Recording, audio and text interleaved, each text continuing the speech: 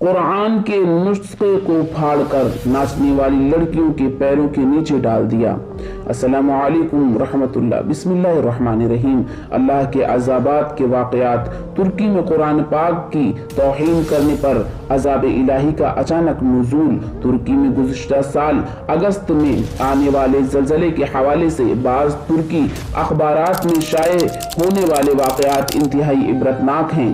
तफसीलात के मुताबिक तुर्की की किसी अड्डे में जो साहिल समंदर से बिल्कुल मुत्तसिल था, रक्स व दूसरों की एक मजलिस मुनक़िद हुई। इसके शुरका लगभग 3000 के थे। वहां नाचने और गाने वालियों की एक बहुत बड़ी तादाद ने शिरकत की और शराब व कबाब की खूब महफिल जमी।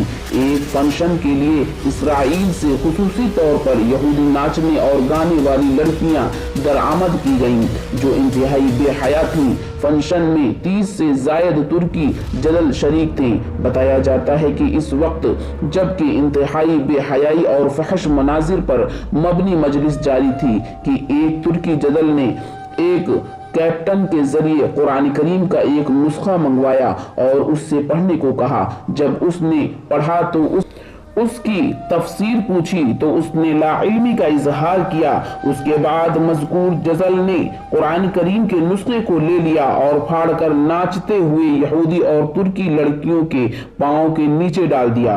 साथ ये भी कहा कि इस कुरान को नाजिल करने वाला कहाँ है, हालांकि इसमें यह भी है कि हमने इस कुरान को नाजिल किया और हम उसकी हिफाजत करने वाले हैं। इस कुरान को उतारने वाला कहाँ है जो उसकी हिफाजत और उसका दिफा करेगा।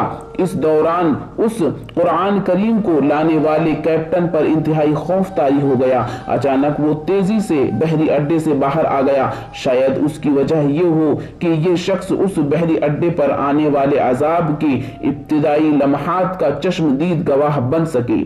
इसके बाद इंतहाई इबरत आमोज वाक़यात और मनाजिर पेश आई। बताया जाता है कि अचानक एक खौफनाक रोशनी नजर आई जिसने देखते ही देखते इस पूरे इलाके को अपनी लपेट में ले लिया। उसके बाद समंदर फट पड़ा और उसमें से आग के शोले बुलंद, साथ ही लोगों के फटने की खौफनाक आवाजें भी आने लगी। इसके बाद अल्लाह ताला ने इस पूरे बहरी अड्डे को उठाकर समंदर के बीच से उठने वाली खौफनाक लहरों के दरमियान फेंक दिया। इसके बाद दूसरे इलाकों को भी जलजले ने अपनी लपेट में ले लिया।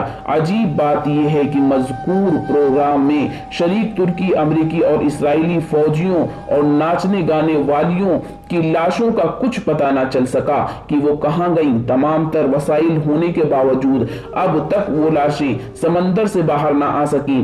कुरान करीम की बेहुरमती करके उन लोगों ने अल्लाह ताला की गैरत को ललकारा तो अल्लाह ताला ने इंतकाम ले लिया है। कोई नसीहत हासिल करने वाला उस वाक़े में अगर ये हक ताला ना सिर्फ कुल इंसानियत को बल्कि तमाम मुसलमानों को निहायत इबरत आमोज सबक देने के लिए अपने जबरदस्त गुस्से का इजहार किया है, जिससे पहली बात साबित होती है कि कुरान पाक वाकई अल्लाह की है और अल्लाह ही की आसमानी किताब है। क्योंकि अगर ये अल्लाह की चीज और उसकी आसमानी किताब ना होती तो अल्लाह को शायद गुस्सा भी ना आता। क्या किसी मुसन्निफ या मुअल्लिफ की किताब की बेहुरमती व बेअदबी करने पर अल्लाह ताला को गुस्सा आया है?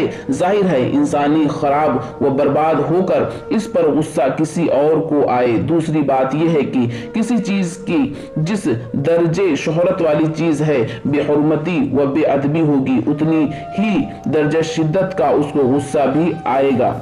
यहाँ पर महफिल रक्स व सुरूर में कुरान पाक की जिसका उस महफिल में कोई राब्ता, कोई वास्ता या ताल्लुक भी न था, जिस दर्जे संगीन गुस्ताखी और बेअदबी का मनाजरा किया गया था, इस वजह पर अल्लाह के शदीद व शकीन गुस्से को वो काम दिखाया कि हजारों रक्कासाओं और अय्याशी करने वाले इंसान की लाशों का वो निशान भी न रहा।